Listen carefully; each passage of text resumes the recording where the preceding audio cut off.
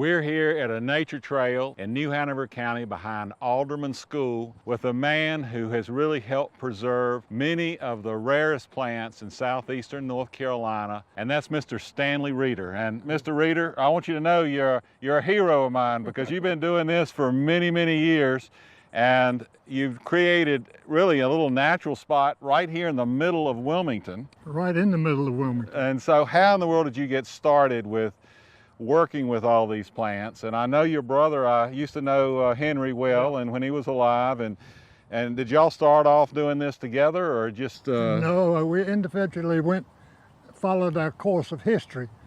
We started both because our father and his mother was in the florist business, and they lived on a road or a street that went to the cemetery.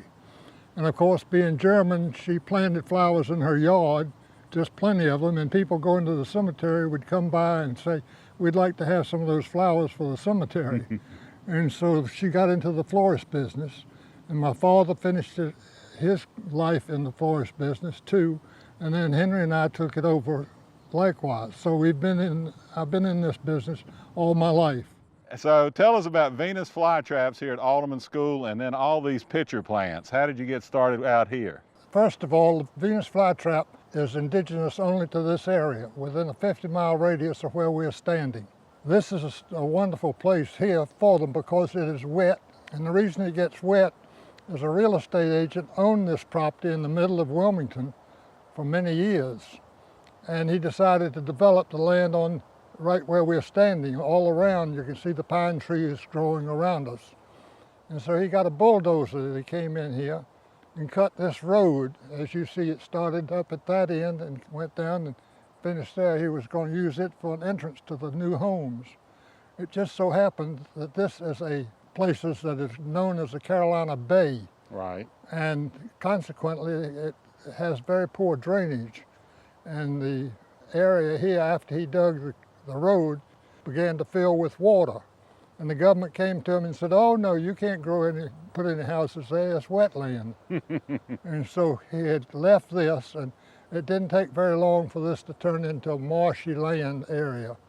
And consequently, that's why the trumpets and the Venus flytrap started growing here. In the wintertime, I get the city who owns the property now to take and cut down with a weed eater all the weeds and everything that you see.